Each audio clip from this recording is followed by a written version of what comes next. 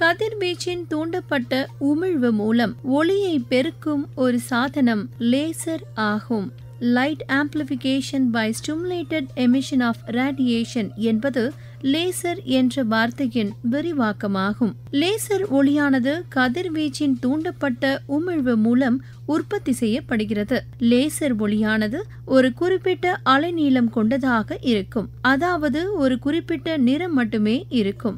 மற்ற ஒளி மூலங்கள் பல அலைநீளங்களை கொண்டிருக்கலாம். லேசர் ஒளியானது மற்ற ஒளி மூலங்களை விட அதிக ஆற்றல் கொண்டதாக இருக்கும். லேசர் ஒளியானது ஒரு குறிப்பிட்ட திசையில் பயணிக்கும். மற்ற ஒளி மூலங்கள் அனைத்து திசைகளிலும் பரவும். மருத்துவம், தொழில்நுட்பம், விளையாட்டு போன்ற பல துறைகளில் ஒரு முக்கியமான அங்கம் வகித்துக் கொண்டிருக்கிறது இந்த லேசர். லேசர் பற்றிய பல சுவாரஸ்யமான தகவல்களை நம்மோடு பகிர்ந்து கொள்ள வருகிறார் இயற்பியல் துறை உதவி பேராசிரியர் யோகேஷ் அவர்கள்.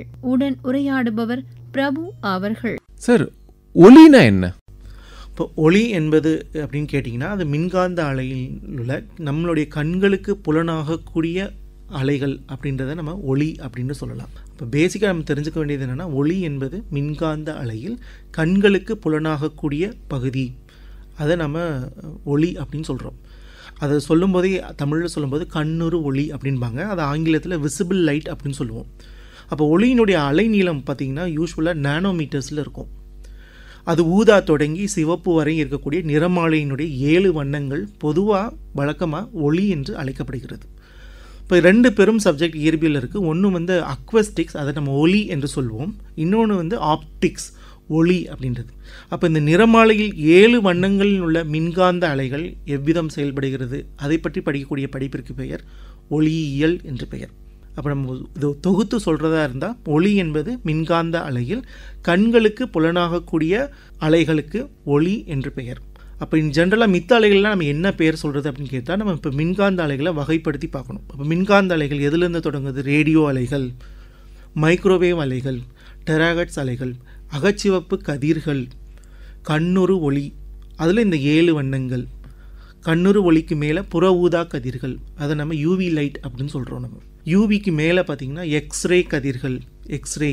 அதற்கும் மேலே பார்த்திங்கன்னா அதிக ஆற்றலை கொண்ட காமா ரேஸ். இப்போ இந்த வகைப்பாட்டில் கண்ணுக்கு புலனாகக்கூடிய ஒளி அகச்சிவப்பு கதிர்களுக்கு மேலேயும் புற ஊதா கதிர்களுக்கு கீழேயும் உள்ள அந்த அலைகளுக்கு ஒளி என்று பெயர். ஒளிக்கு இப்படி விளக்கம் கொடுத்தீங்க. ஒளிக்கும் லேசருக்கும் என்ன வித்தியாசம்? லேசர்னா என்ன? ஸோ லேசர் என்பதே ஒரு ஆங்கில வார்த்தைகளினுடைய விரிவாக்கம். ஸோ லேசர் அதை எப்படி டிஃபைன் பண்ணுறாங்க? Light amplified stimulated emission of radiation. அப்போது ஸ்டிமுலேட்டட் எமிஷன் ஆஃப் ரேடியேஷன் நம்ம தமிழில் சொல்லும்போது ஒளியினுடைய தூண்டப்பட்ட உமிழ்தல் எப்படி நடக்கலாம்னா தன்னிச்சையாக நடக்கலாம். அதாவது எமிஷன் ஸ்பான்டேனியஸாக நடக்கலாம். அதை நம்ம தன்னிச்சை அப்படின்ற ஒரு வார்த்தையில் சொல்கிறோம். நம்ம தூண்டப்பட்டதாக நினைக்கலாம். தூண்டப்பட்டதுன்னா புற தூண்டல் மூலமாக, அது வேறொரு ஒளியாக இருக்கலாம், அல்லது வெப்ப ஆற்றலாக இருக்கலாம், மின் ஆற்றலாக இருக்கலாம்.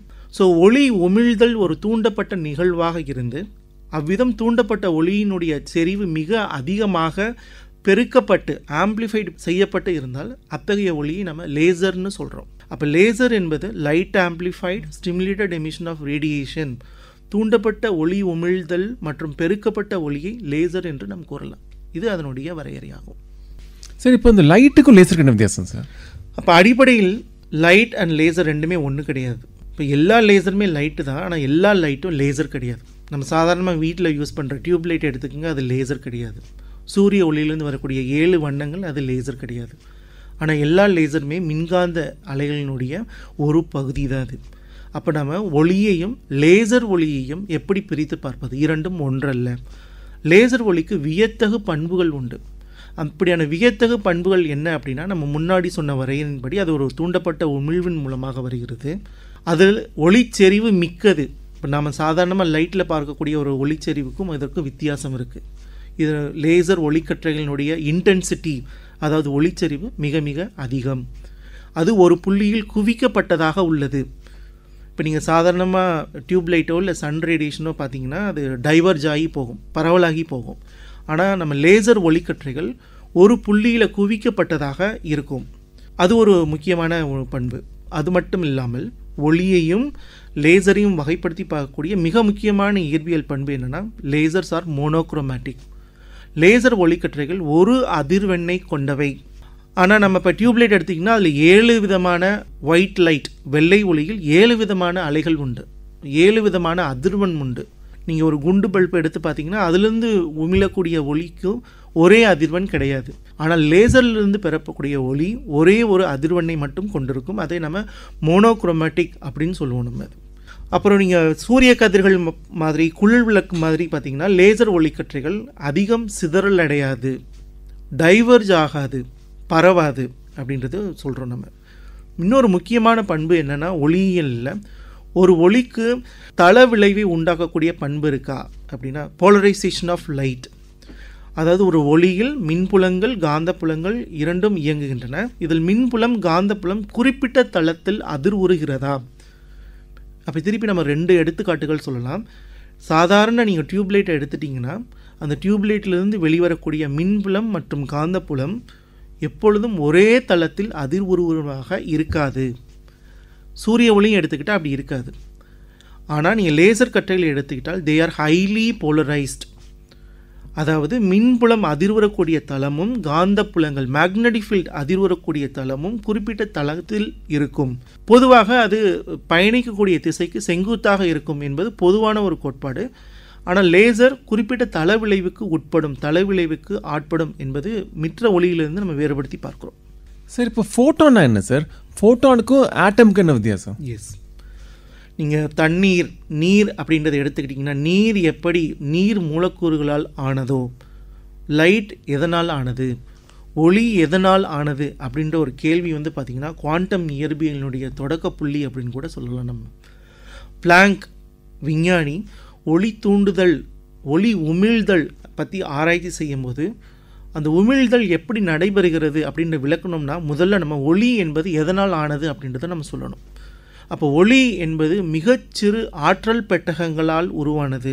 அந்த ஆற்றல் பெட்டகம் லைட் பேக்கெட், எனர்ஜி பேக்கெட், அதை குவாண்டா அப்படின்னு சொல்கிறாங்க.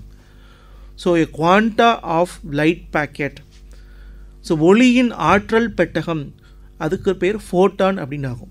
ஸோ ஒளியினுடைய துகள் வடிவம், ஒளி எதனால் ஆனது என்று கேட்டால் ஒளி ஃபோட்டான் என்ற துகள்களால் ஆனது. ஃபோட்டான் என்ற துகளுக்கு நிறை கிடையாது. இப்போ இதுதான் பார்த்திங்கன்னா ஃபோட்டான் அப்படின்றது. ஸோ ஒளியினுடைய மிகச்சிறு ஆற்றல் பெட்டகம், ஆற்றல் துகள் தான் ஃபோட்டான். ஃபோட்டானும் அணுவும் ஒன்றா அப்படின்னு கேட்டால் இல்லை. பருப்பொருட்களை நீங்கள் பிரித்து பார்த்தீங்க அப்படின்னா பருப்பொருட்கள் அவை மேட்டர் அப்படின்னு சொல்கிறோம். அதுக்கு தமிழில் பருட்பொருட்கள்னு சொல்லுவோம். பருட்பொருட்கள் அல்லது மேட்டர் அணுக்களால் ஆனவை. ஒளி எதனால் ஆனது என்று கேட்டால் அது ஃபோட்டான்களால் ஆனவை. அப்போ இயற்பியலில் முக்கியமான ஆராய்ச்சியே எதை பற்றியது என்றால் அணுக்களும் ஒளியில் உள்ள ஃபோட்டான்களும் எவ்விதம் தங்களுக்குள் ஊடாடுகின்றன, ஹவு தே ஆர் இன்டராக்டிங். இது இயற்பியலினுடைய ஆக பெரும் பகுதியை உள்ளடக்கக்கூடிய ஒரு படிப்பு. ஒளியில் உள்ள ஃபோட்டான்கள், ஆற்றல் துகள்கள் பருப்பொருட்களில் உள்ள அணுக்களுடன் எவ்விதம் வினைபுரிகின்றன. அப்போ ஃபோட்டான் அப்படின்றது சொன்னால் நம்ம ஒளியினுடைய ஆற்றல் துகள் அப்படின்னு புரிஞ்சுக்கணும். இதுக்கு நிறை கிடையாது. சார், இந்த ஆங்கிலத்தில் கோஹெரன்ஸ்ன்ற வார்த்தை யூஸ் பண்ணுவாங்க எப்பவுமே லைட்டை பற்றி பார்க்கும்போது, லேசர் பார்க்கும்போது. அதுக்கான அர்த்தம் என்ன? எஸ், ஸோ லேசருடைய பண்புகள் சொல்லும்போது இந்த கொஹீரன்ஸ் அல்லது ஓரியல் தன்மை அப்படின்றத நம்ம மிஸ் பண்ணிட்டோம்னு நினைக்கிறேன். அது மிக மிக முக்கியமானது. ஒரு ஒளி மூலத்திற்கு ஓரியல் பண்பு இருக்கா இல்லையா அப்படின்றத பற்றி நம்ம சொல்லணும்னா நம்ம புரிந்து கொள்ள வேண்டியது அடிப்படையான விஷயம் என்ன, ஒரு ஒளிக்கற்றையில் எண்ணற்ற அலைகள் இருக்குது, 1 2 கிடையாது. நம்பர் ஆஃப் வேவ்ஸ், அதை நம்ம சொல்கிறோம். நிறைய வேவ்ஸ் இருக்குது, நிறைய அலைகள் ஒரு ஒளிக்கற்றைக்குள்ளே இருக்குது. இந்த ஒவ்வொரு அலைகளும் மற்ற அலைகளுடன் எந்த விதமான பாதை வேறுபாட்டில் இருக்குது, அதை நம்ம ஆங்கிலத்தில் பாத் டிஃபரன்ஸ்னு சொல்லுவோம். எந்த விதமான கட்ட வேறுபாட்டில் இருக்கிறது, அதை நாம் ஆங்கிலத்தில் ஃபேஸ் டிஃபரன்ஸ் அப்படின்னு சொல்லுவோம்.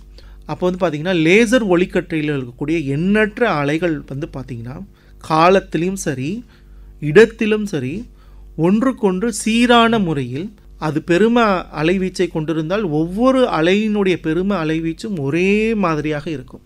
எந்த ஒரு அலையும் ஒன்றை ஒன்று முந்தி கொண்டோ பிந்தி கொண்டோ போகாது. இதை நம் ஓரியல் தன்மை என்று சொல்கிறோம், கொஹீரண்ட் அப்படின்னு. இடத்தை பொறுத்தும் ஒவ்வொரு அலைகளும் ஓரியல் தன்மை கொண்டிருக்கின்றன.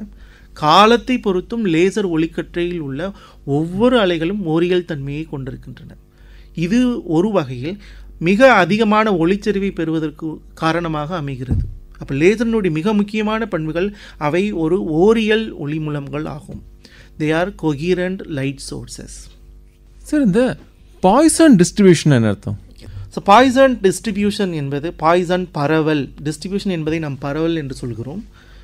அது பொதுவாக பார்த்திங்கன்னா புள்ளியியலில் வரக்கூடியது. இப்போ இயற்பியலிலும் முக்கியமாக லேசரை பற்றி படிக்கும் பொழுதும் இதே மாதிரியான பரவலை பற்றி நாம் அறிந்திருக்க வேண்டியது அவசியம்.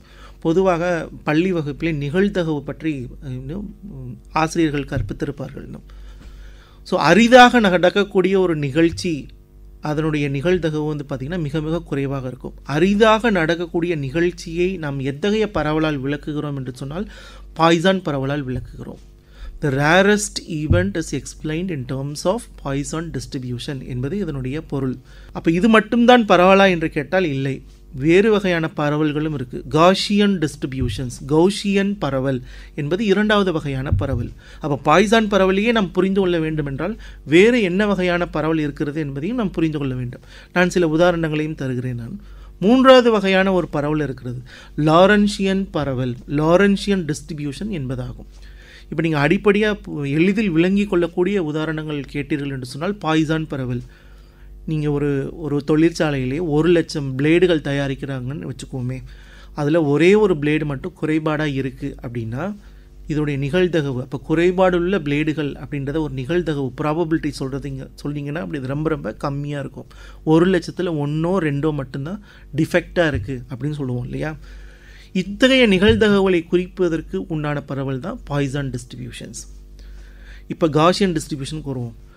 உங்கள் கையில் ஒரு துப்பாக்கியை கொடுத்து ஒரு இலக்கை நோக்கி சுட சொல்கிறாங்க. 10 தோட்டாக்களை கொடுக்குறோம் அப்படின்னா நீங்கள் தோட்டாக்களை எங்கே சுடும் பொழுது அந்த தோட்டாக்கள் இலக்குகளில் போய் எங்கெங்கே பாய்கிறது அதை ஃபுல்லாக நம்ம ஒரு கோடு போட்டு பார்த்தோம் என்று சொன்னால் அது இயல்பிலேயே ஒரு காஷியன் பரவலாக நிற்கும்.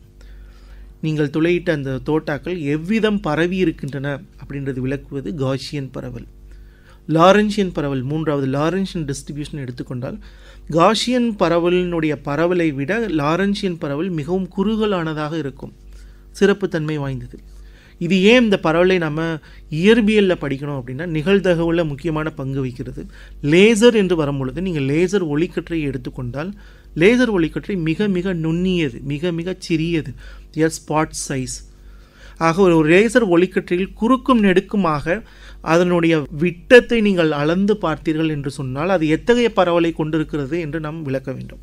அப்போ நம்ம நார்மலாக கடையிலே கிடைக்கக்கூடிய விளையாட்டாக கிடைக்கக்கூடிய ஒரு லேசர்ஸ் அல்லது ஆய்வகங்களிலே நம் பயன்படுத்தக்கூடிய லேசர் ஒளிக்கற்றைகள் இவை பொதுவாக காஷியன் பரவலை கொண்டிருக்கும். அதாவது அதனுடைய ஒளிச்செறிவு காஷியன் கணித சார்பின் அடிப்படையில் இருக்கும்.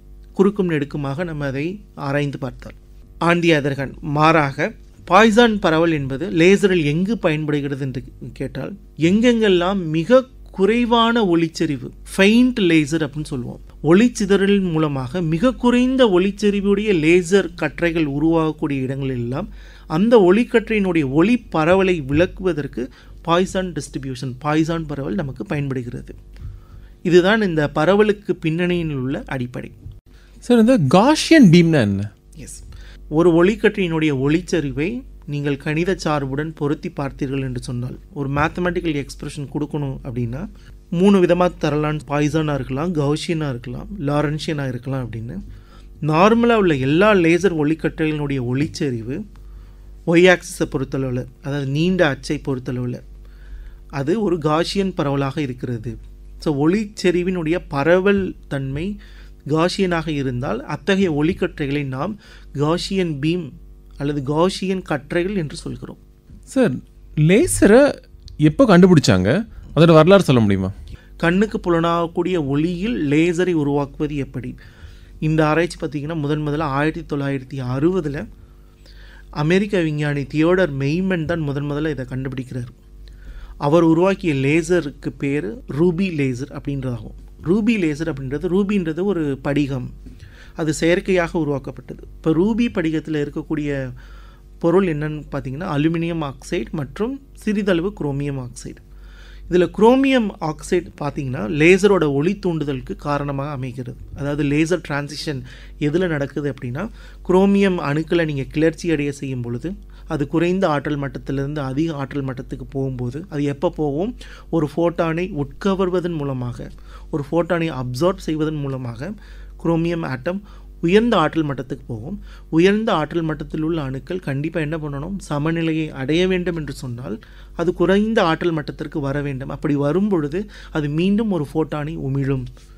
இந்த ஃபோட்டான் மீண்டும் மீண்டும் ஒரு வட்டத்தின் தொடர்ச்சியாக ஒரு சங்கிலியை உருவாக்கும். ஆகையால் இத்தகைய ஒளி உமிழ்வு ஒரு தூண்டப்பட்டதாக தொடர்ச்சியாக நடைபெறும். இதுதான் பார்த்திங்கன்னா அமெரிக்க விஞ்ஞானி தியோடர் மெய்மன் உருவாக்குனார். இப்படி 1960 அவர் உருவாக்கி காட்டின அந்த லேசர், ரூபி லேசர் வெளியிட்ட ஒளியினுடைய அலைநீளம் கிட்டத்தட்ட 695 நானோமீட்டர். அதனுடைய வண்ணம் சிவப்பு. சார், இப்போ லேசருக்கு முன்னாடி மேசர் வந்துச்சுன்னு சொன்னீங்க, அதை பற்றி சொல்ல முடியுமா? எஸ். இப்போ லேசர் நம்ம முதல்ல விளக்கும்போது light amplified stimulated emission of radiation அப்படின்னு சொன்னோம். இங்கே எல் என்ற ஆங்கில எழுத்திற்கு பதிலாக எம் அப்படின்னு போட்டிங்கன்னா maser, microwave amplified stimulated emission of radiations. அப்போ மின்காந்த அலைகளில் லேசரை உருவாக்குவது. அப்போ முதல்ல வரலாற்றில் மேசர் தான் முதல்ல உருவாக்கப்பட்டது. அப்போ நம்ம மேசர் போகிறதுக்கு முன்னாடி அந்த 1900 காலகட்டத்தை நீங்கள் நல்லா உற்று நோக்கி கவனிக்க வேண்டும். 900 மின்காந்தவியல் மிகச்சிறப்பாக எடுத்துரைக்கப்பட்டது ஜேம்ஸ் கிளார்க் மேக்ஸ்வெல் விஞ்ஞானியால். மின் நிலையியலும் காந்தவியலும் ஒன்றிணைக்கப்பட்டு மின்காந்தவியல் உருவாக்கப்படுகிறது. ஐன்ஸ்டீனுடைய கோட்பாடான சிறப்பு சார்பியல் கோட்பாடு முன்னிலைக்கு வருகிறது. அணுக்களை அல்லது பருப்பொருட்களை படிக்கக்கூடிய பற்றிய படிப்பு, குவாண்டம் இயற்பியல் கொள்கைகள் தொடர்ச்சியாக மேம்படுத்தப்பட்டு பல்வேறு கருதுகோள்களுடன் உருவாகி கொண்டிருக்கின்றன. அப்போ மேசர் கண்டுபிடிப்புக்கு முதன்மையாக இருந்தது என்ன அப்படின்னு சொன்னால், பிளாங்க் பண்ண ஆராய்ச்சி மாதிரியே ஒரு ஒளி எப்படி உமிழ்கிறது, அது தன்னிச்சையான உமிழ்வா தூண்டப்பட்ட உமிழ்வா. தூண்டப்பட்ட உமிழ்வின் கீழே நடைபெற்றக்கூடிய ஆராய்ச்சிகளினுடைய விளைவாக தான் முதல்ல மேசர் வருது. மேசரும் ஒரு தூண்டப்பட்ட ஒளி உமிழ்விற்கு உண்டான ஒரு எடுத்துக்காட்டு. ஆனால் இங்கே தூண்டப்பட்ட உமிழ்வாக வருவது எதுனா மைக்ரோ அலைகள் அப்படின்றது. மைக்ரோ அலைகள் ரேடியோ அலைகளுக்கு மேலே இருக்கக்கூடியது. கிட்டத்தட்ட பார்த்திங்கன்னா கிகாஹெர்ட்ஸ் அதிர்வெண் உடையது. 100 கிகாஹெர்ட்ஸ் வரையும், சில வரையறின்படி 300 கிகாஹெர்ட்ஸ் வரையும் இருக்கக்கூடிய அலைகளை மைக்ரோவேவ் அலைகள் என்று கூட வகைப்படுத்துவது உண்டு. அது ரேடியோ அலைகளுக்கு மேல் இருக்கிறது, டெராஹெர்ட்ஸ் அலைகளுக்கு கீழ் இருக்கிறது. அப்போ இந்த மேசர் முதல்ல எப்படி கண்டுபிடிக்கிறாங்கன்னா 1951 ஹச்கே டவுன்ஸ் அப்படின்றவர் தான் இதை பற்றி ஆராய்ச்சி செய்கிறாரு. அவர் எடுத்துக்கிட்டது என்னென்னா அம்மோனியா வாயு கலவை, அம்மோனியா கேஸ். அம்மோனியா கேஸ்க்கு உண்டான ஒரு தன்மை என்னன்னு கேட்டிங்கன்னா, அது மைக்ரோவேவ் அதிர்வெண், ஒரு குறிப்பிட்ட அதிர்வெண் உள்ள ஒரு ஃபோட்டான் அம்மோனியா அணுக்களுடன் வினை புரியும் பொழுது என்னவாகும், அம்மோனியாவுடைய அணுக்கள் அடிநிலையிலிருந்து, கிரவுண்ட் ஸ்டேட்டிலிருந்து கிளர்ச்சி நிலைக்கு, அதாவது உயர் ஆற்றல் மட்ட நிலைக்கு போகும். அங்கே ஒரு உட்கவர்தல் நிகழ்வு நடைபெறுகிறது. அந்த உட்கவர்தல் என்னென்னா, it's like absorption of microwaves. மைக்ரோவேவை அம்மோனியா மூலக்கூறு என்ன பண்ணுறது, உட்கவர்ந்து குறைந்த ஆற்றல் நிலையிலிருந்து அதிக ஆற்றல் நிலைக்கு போகுது. அதிக ஆற்றல் நிலையில் உள்ள அப்போ அம்மோனியா வாயு மூலக்கூறு என்ன பண்ணணும், குறைந்த ஆற்றல் நிலைக்கு வரணும்னா எதை ஃபோட்டானை உட்கவர்ந்ததோ அதே ஃபோட்டானை அதே அதிர்வெண்ணில் உமிழ வேண்டும். இதுதான் பார்த்திங்கன்னா கருத்தியல் கோட்பாடு, தியரட்டிக்கல் கோட்பாடு. அதை அவங்க வெற்றிகரமாக சோதனை மூலமாக செய்து காட்டினார்கள். ஆக சுருக்கமாக சொல்வதென்றால், மேசர் என்பது அம்மோனியா வாயு மூலக்கூறுகளை நீங்கள் கிளர்ச்சி அடைய செய்து, கிளர்ச்சி நிலையில் உள்ள அம்மோனியா வாயு மூலக்கூறுகள் அடிநிலை ஆற்றல் மட்டத்திற்கு வரும்பொழுது உமிழப்படும் கூடிய ஃபோட்டான்கள் மைக்ரோவேவ் அதிர்வெண்ணில் இருந்தது. இந்த மைக்ரோவேவ் அதிர்வெண்ணுடைய ஃப்ரீக்வன்சி, அதாவது அதிர்வெண் எவ்வளோன்னு கேட்டிங்கன்னா 24 கிகாஹெர்ட்ஸ். இதுதான் ஹச்கே டவுன்ஸ் 1951 நடத்திய மேசர் பற்றிய ஆராய்ச்சி. ஆனால் 1953 வரைக்குமே பார்த்திங்கன்னா ஹச்கே டவுன்ஸ்னால் வெற்றிகரமாக இந்த ஒரு மேசரை உருவாக்க முடியல. அப்போ டவுன்ஸ் மற்றும் அவருடைய மாணவர்கள் like James P Gordon, H A Zeiger, இவங்க 3 பேர் சேர்ந்து உருவாக்குனது தான் பார்த்திங்கன்னா இந்த மேசர் அப்படின்றது. டவுன்ஸ் தவிர, அமெரிக்க விஞ்ஞானி டவுன்ஸ் தவிர, அன்றைய காலத்தில் சோவியத்தாக இருந்த இன்றைய ரஷ்யானோ லைக் அதில் 2 விஞ்ஞானிகள். ஒரு விஞ்ஞானி பேர் பார்த்திங்கன்னா அலெக்சாண்டர் எம் ப்ரொகேரோவ், மற்றொரு விஞ்ஞானியுடைய பேர் நிக்கோலாய் ஜி பேசோவ். இவங்க இருவரும் இண்டிபெண்டண்டாக தனித்தனியாக, டவுன்ஸ் இல்லாது, இவங்களும் மேசரனுடைய வடிவமைப்பில் மேற்கொண்டனர். மேசர் அப்படின்றது இப்படி தான் வருது. மைக்ரோவேவ் அலைகளில் ஒரு தூண்டப்பட்ட உமிழ்வு அணுக்களை கிளர்ச்சியடைய செய்து வெற்றி அடைகிறாங்க. அது எந்த வகையான அணுக்கள்? அம்மோனியா அணுக்கள் அப்படின்றது. எப்படி கிளர்ச்சி செய்வது அப்படின்னா அதற்கு பேர் இங்கிலீஷில் நம்ம ஆப்டிக்கல் பம்பிங் அப்படின்னு சொல்லுவோம், தமிழில் அதுக்கு ஒளி தெறிப்பு அப்படின்னு பேர். அது அப்போ ஆப்டிக்கல் பம்பிங் நீங்கள் எப்படி பண்ணணும்னா, அதாவது அணுக்களை எப்படி கிளர்ச்சி அடைய செய்வது, நீங்கள் மின்னூட்டம் கொடுத்து அல்லது வேறு ஒரு ஒளி அலைகளை கொடுத்து நீங்கள் அதை கிளர்ச்சி நிலைக்கு கொண்டு செல்ல முடியும். இது ஒரு மிக மிக முக்கியமான ஒரு கண்டுபிடிப்பு. தூண்டப்பட்ட உமிழ்வு அப்படின்றது சாத்தியமே, அது நடைபெறக்கூடியது. அதை செயற்கையாக ஆய்வக சோதனைகளில் உருவாக்க முடியும். முதலாக லேசருக்கு முன்பாக மைக்ரோவேவ் அலைகளில் இந்த டவுன்ஸ் மற்றும் ப்ரொகேரோவ், பேசோ போன்ற விஞ்ஞானிகள் அதை உருவாக்கி காட்டினாங்க. இப்படி உருவாக்கி காட்டியதற்காகத்தான் 1964ஆம் ஆண்டு இயற்பியலுக்கான நோபல் பரிசு இவர்களுக்கு வழங்கப்பட்டது. சார், ஏன் மேசர் லேசர் மாதிரி ஹிட் ஆகல?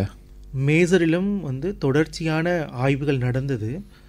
மேசரினுடைய பயன்பாடுகளும் லேசருக்கும் சற்றும் குறைவானவை அல்ல அப்படின்னு கூட சொல்லலாம். ஆனால் இப்போ லேசருடைய பயன்பாடுகள் நடந்து இப்போ உலகமெங்கும் வியாபித்து இருக்கின்றதுனால மேசரை பற்றி அவ்வளோ அதிகமாக தெரியாமல் போய்விட்டது அப்படின்னு கூட சொல்லலாம். ஆனால் யாரெல்லாம் மைக்ரோவேவ் அலைகளில் ஆராய்ச்சி செய்கிறாங்களோ அவர்களுக்கு இந்த மேசர் அப்படின்றது ஒரு மிகச்சிறந்த ஒரு வரப்பிரசாதம்னு சொல்லலாம். 1960லிருந்து 70கள் உண்டான காலகட்டத்திலும் கூட இவ்வாறு உருவாக்கக்கூடிய மேசரை வச்சு என்ன பண்ணலாம் அப்படின்னு விஞ்ஞானிகள் ஆராய்ந்த பொழுது முக்கியமாக அவங்களுக்கு முதல் கட்டமாக தெரிய வந்தது என்னென்னா வானியல். அப்போ நீங்கள் அதிக ஒளிச்செறிவுடைய மைக்ரோவேவ் லேசர் அலைகளை, அதாவது மேசர் அலைகளை நீங்கள் ஒரு கோள்களிலேயோ ஒரு நிலவுலேயோ நீங்கள் அனுப்பும் பொழுது அது எந்த விதத்துக்கு எதிரொலிக்கிறது என்பதை வச்சு பார்த்திங்கன்னா பல சோதனைகளை நடத்தியிருக்காங்க.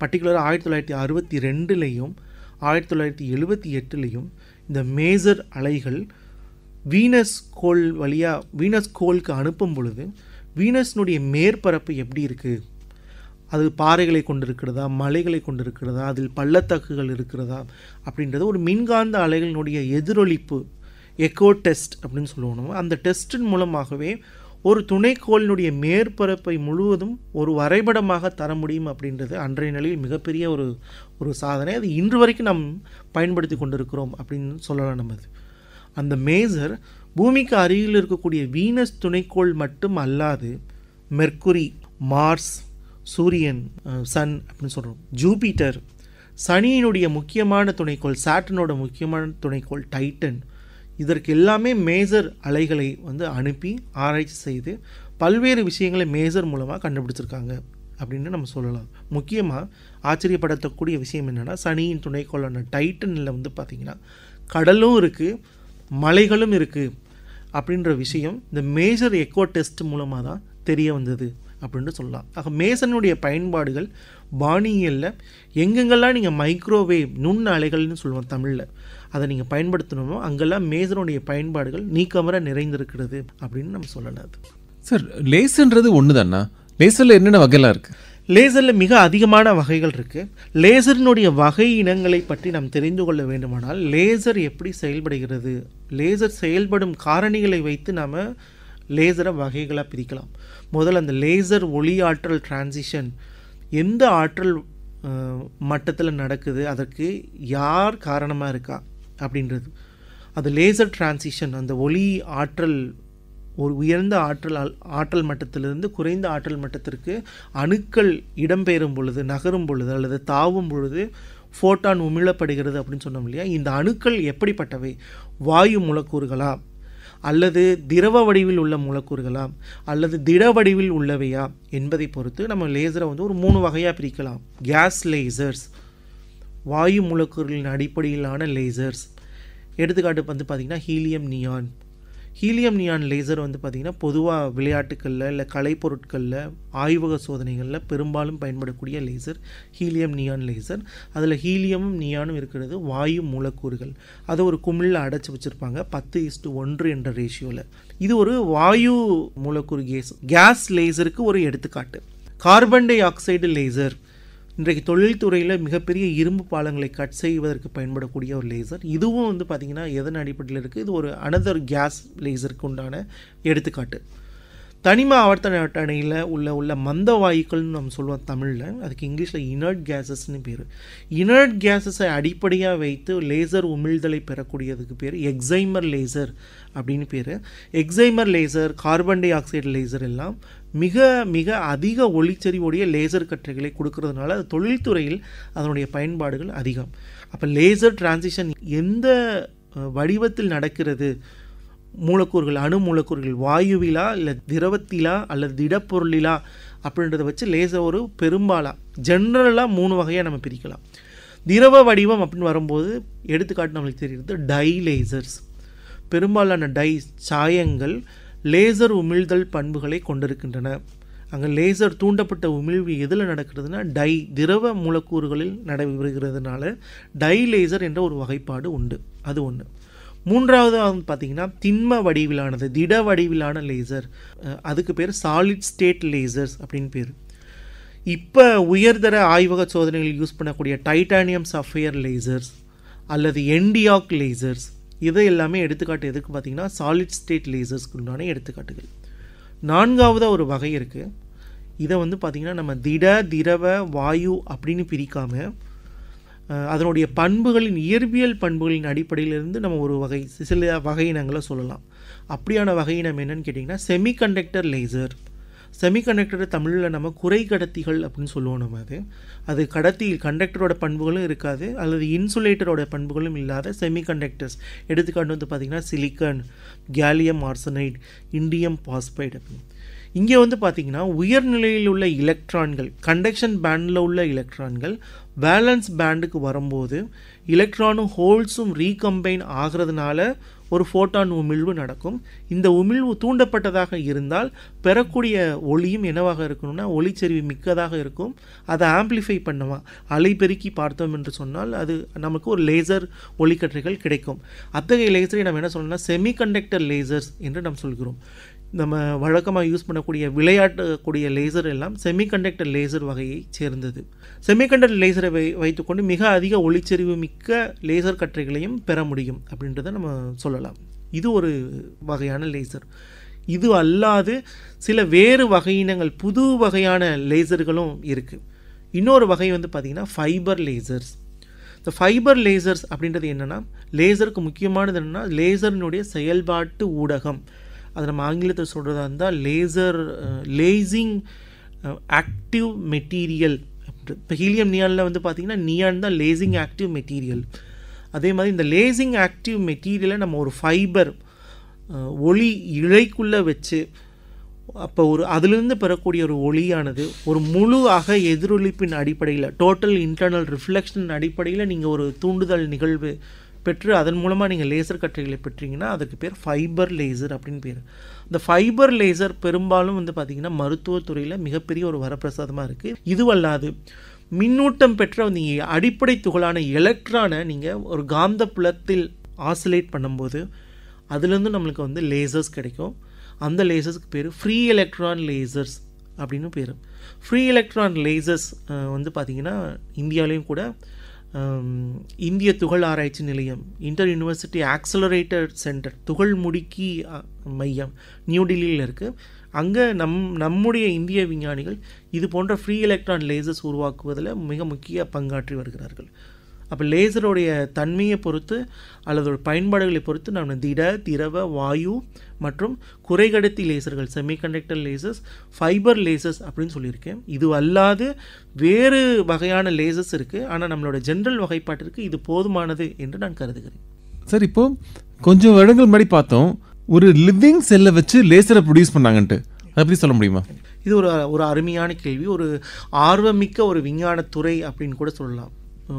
லிவிங் செல் லேசர், நான் அதை எப்படி மொழிப்படுத்துகிறேன்னா உயிர் செல் லேசர் அப்படின்னு நம்ம அழைக்கலாம். அது அப்போ நீங்கள் லேசர் உருவாக்கத்தில் முக்கியமான 2 நிபந்தனைகள் என்ன அப்படின்னா, உங்களுக்கு லேசர் ஆக்டிவ் மீடியம் வேணும். லேசர் செயல்பாட்டு மீடியம் என்ன அப்படின்றத நம்ம சொல்லணும். 1. 2வது ஆம்ப்ளிஃபை பண்ணுறதுக்கு, லேசர் ஒளிக்கற்றைகளை ஆம்ப்ளிஃபை பண்ணுறதுக்கு உங்களுக்கு ஆடிகள் தேவை, மிரர்ஸ் தேவை. அப்படி இருந்தால் தான் ஃபோட்டான்கள் எதிரொலிப்பின் மூலமாக பெருக்கம் செய்யப்படும். தூண்டப்பட்ட உமிழ்வு மேலும் மேலும் பெருக்கம் செய்யப்படும். அப்போ 2 இது முக்கியம் லேசரை உருவாக்குவதற்கு. என்ன? லேசர் செயல்பாட்டு ஊடகம், லேசர் ஆக்டிவ் மீடியம் ஒன்று, இன்னொன்று வந்து இந்த ரெசனேட்டர்ஸ், மிரர்ஸ் அப்படின்னு சொல்லுவோம் இல்லையா, இந்த 2.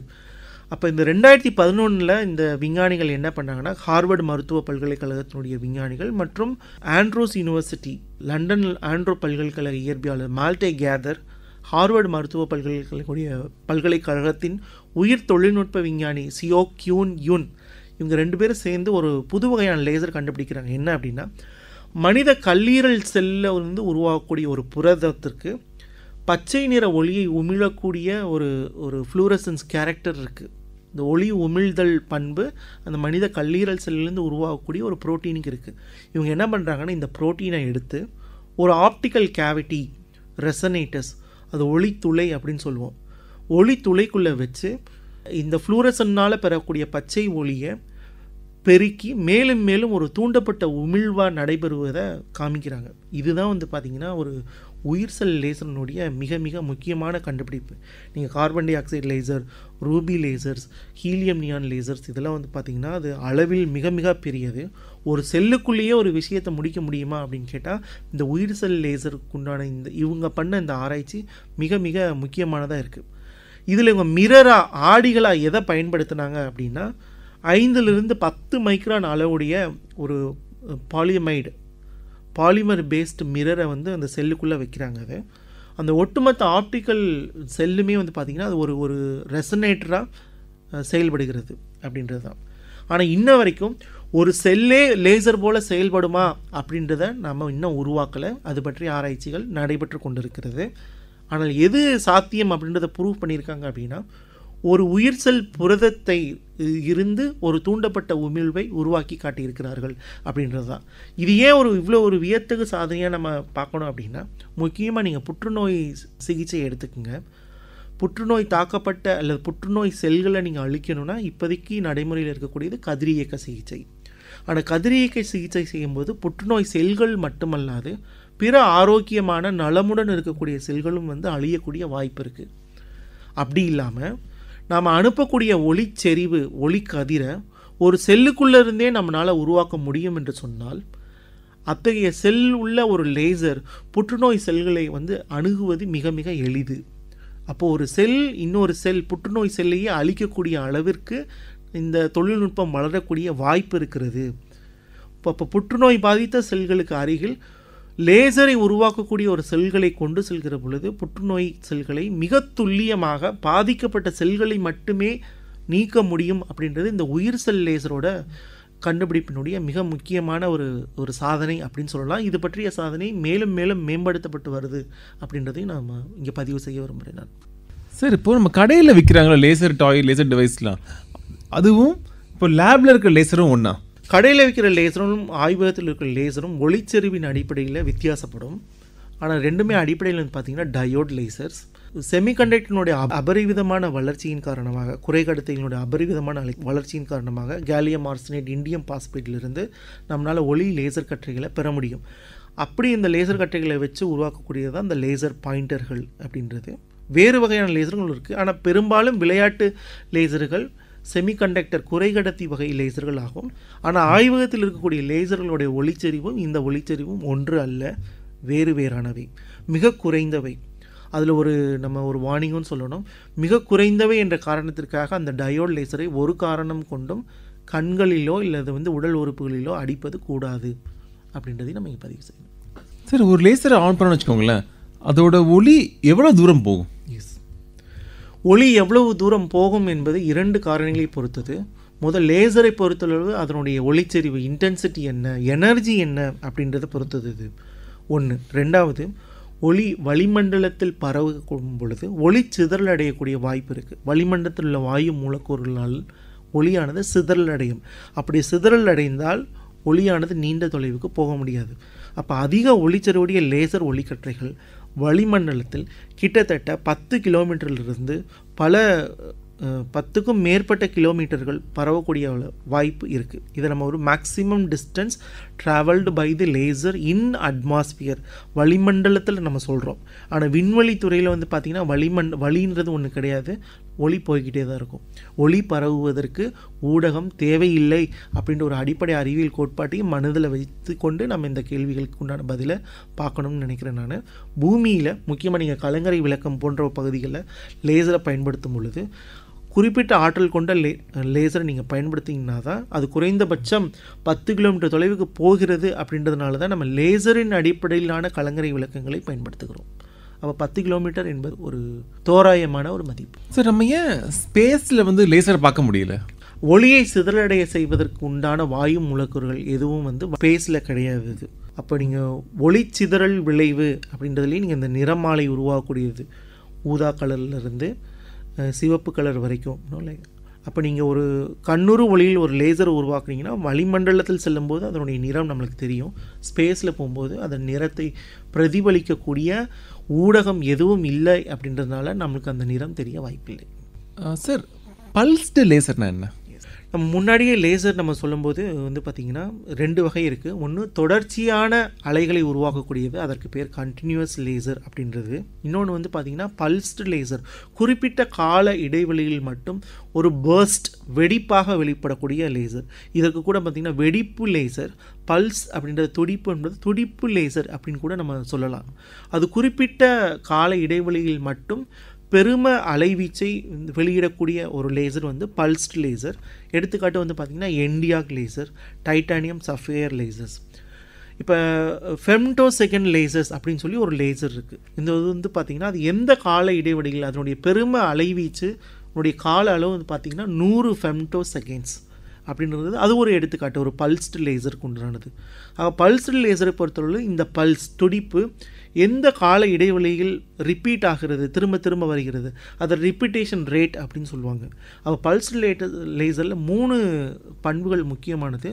மேக்ஸிமம் இன்டென்சிட்டி என்ன, அந்த பல்ஸ் நீடித்திருக்கக்கூடிய கால அளவு எவ்வளவு, எந்த கால இடைவெளியில் இந்த பல்ஸ் மீண்டும் மீண்டும் உருவாகிறது, ரிப்பீட்டேஷன் ரேட் அப்படின்றது. இந்த 3ஐயும் அடிப்படையாக கொண்டு பல்ஸ் லேசர்கள் வகைப்படுத்தப்படுகின்றன. மருத்துவத்துறையில் குறிப்பாக கண் அறுவை சிகிச்சையில் பல்ஸ் லேசரினுடைய பயன்பாடு மிக அதிகம். ஏனென்று சொன்னால் மிக குறுகிய காலத்திற்குள் அதிக செறிவுடைய லேசர் கற்றைகளை நீங்கள் அனுப்பும் பொழுது குறைபாடுடைய திசுக்களை அழிப்பதற்கு அது பயன்படுகிறது. மாறாக தொடர்ச்சியான லேசரை இது போன்ற பயன்பாடுகளுக்கு நீங்கள் பயன்படுத்த முடியாது. ஆக இது பல்ஸ் லேசனுடைய பயன்பாடாகவும் பார்க்கப்படுகிறது. சார், இந்த கிராவிட்டி லேசர்னா என்ன? அது உண்மையாலே இருக்காது அப்படின்னு ஒன்று. எஸ், கிராவிடேஷனல் வேவ் லேசர், அது நம்ம ஈர்ப்பு அலை லேசர் அப்படின்றது சாத்தியமா அப்படின்னு பார்க்கணும். முதல் பதில் என்னென்னா இது ஒரு ஹைப்போதிசிஸ் அப்படின்றது தான். ஏன் இப்படி ஒரு ஹைப்போதிசிஸ் வருது அப்படின்னு கேட்டிங்க அப்படின்னா, மின்காந்த அலைகளை போன்று ஒளியில் குண்டுலா லகரம்னோ அதில் நம்ம லேசரை உருவாக்க முடியுமா அப்படின்னு கேட்டால் முடியும். அதுக்கு பேர் ஃபோனான் லேசர் அப்படின்னு பேர். ஸோ ஃபோனான் லேசர் நடைமுறை சாத்தியம் உண்டு, எக்ஸ்பெரிமெண்டலாகவும் ஆய்வக ரீதியும் உருவாக்கப்பட்டது. ஆனால் கிராவிட்டி லேசர் என்பது புவி ஈர்ப்பு அலைகளில் உங்களால் லேசரை கிரியேட் பண்ண முடியுமா அப்படின்றது. அதில் ஒரு முக்கியமான ஒரு புரிதல் நமக்கு வேணும். ஈர்ப்பு விசை வேறு, ஈர்ப்பு அலைகள் என்பது வேறு. ஈர்ப்பு அலைகள் அப்படின்றது என்ன அப்படின்னா, disturbance created in the space time, கால இடைவெளியில் உருவாகக்கூடிய அலைகள், ரிப்பிள்ஸ். அது எப்போ நடக்கும் அப்படின்னா, 2 மிக பெரும் கருந்துளைகள் பிளாக் ஹோல்ஸ் ஒன்றுக்கொன்று மோதிக்கொள்ளுகிற பொழுது, அது பல நூற்றுக்கணக்கான ஒளியாண்டுகள் தொலைவுள்ள 2 கருந்துளைகள் மோதுகிற பொழுது ஆர் மேசிவ் பாடிஸ் கொலைடிங் அப்படின்னு சொல்லுவாங்க. அந்த மேசிவ் பாடிஸ் குறைந்தபட்ச நிபந்தனை என்னவாக இருக்குன்னா பிளாக் ஹோல். அப்படி 2 பிளாக் ஹோல் கொலைட் ஆகும் பொழுது, ஒன்றுக்கொண்டு மோதுகிற பொழுது ஸ்பேஸ் டைமில் கால அந்த இடத்தில் அலைகள் உருவாகின்றன. அந்த அலைகளை வந்து நம்ம டிடெக்டும் பண்ணுறோம். இந்த அலைகளில் நீங்கள் தூண்டப்பட்ட உமிழ்வை கொண்டு வர முடியுமான்னு கேட்குறாங்க. அது அப்போ 3 வகையாக பார்க்கணும். மின்காந்த அலைகளில் நம்ம தூண்டப்பட்ட உமிழ்வை கொண்டு வந்திருக்கோம். ஒலி அலைகளில் நம்ம சவுண்ட் அப்படின்னு சொல்கிறோம், அதுலேயும் கூட நம்ம ஒரு தூண்டப்பட்ட உமிழ்வை கொண்டு வர முடியும், லேசரை கொண்டு வர முடியும், ஃபோனான் லேசர் என்பது. ஆனால் ஈர்ப்பு அலைகளில் நம்ம லேசரை கொண்டு வர முடியுமானா அது இன்றளவு வரை ஒரு கருத்தியல் கோட்பாடாகவே மட்டும்தான் உள்ளது. என லேசரினுடைய நிபந்தனையாக லேசரை பெருக்குவதற்கு தேவையான ஆடிகள் வேணும் இல்லையா, மிரர்ஸ் அப்படின்னு சொல்கிறோம் இல்லையா. அந்த ஆடிகள் ஈர்ப்பு அலைகளை பொறுத்தவரை வரை, கிராவிடேஷனல் வேவ்ஸை பொறுத்த வரைக்கும் அந்த மிரருக்கு எங்கே போகிறது அப்படின்ற ஒரு கேள்வி இருக்குது. அதற்கு சில கடினமான கருத்தியல் கோட்பாடுகள்லாம் இருக்கின்றன. ஆனால் இன்றைய தேதி வரை இது ஒரு கருதுகோளாகவே மட்டுமே இருக்கிறதே அன்றி அது நடைமுறைக்கு வரவில்லை. சாத்தியமா என்று கேட்டால் இப்போது வரை அது சாத்தியமில்லை. ஆனால் இதை பற்றிய ஆராய்ச்சிகள் தொடர்ந்து நடைபெற்று கொண்டு இருக்கின்றன. கருந்துளைகளை பற்றிய இயற்பியல் மேலும் மேலும் மேம்படும் பொழுதும் ஈர்ப்பு அலைகளை கண்டுபிடிப்பதிலும் அதனுடைய பண்புகளை நிர்ணயிப்பதன் மூலமாக இது பற்றிய ஆய்வுகளுக்குள் நாம் மேலும் செல்ல முடியும் என்று கருதுகிறேன். இதுவரை லேசர் பற்றிய பல சுவாரஸ்யமான தகவல்களை நம்மோடு பகிர்ந்து கொண்டவர் இயற்பியல் துறை உதவி பேராசிரியர் யோகேஷ் அவர்கள். உடன் உரையாடியவர் பிரபு அவர்கள்.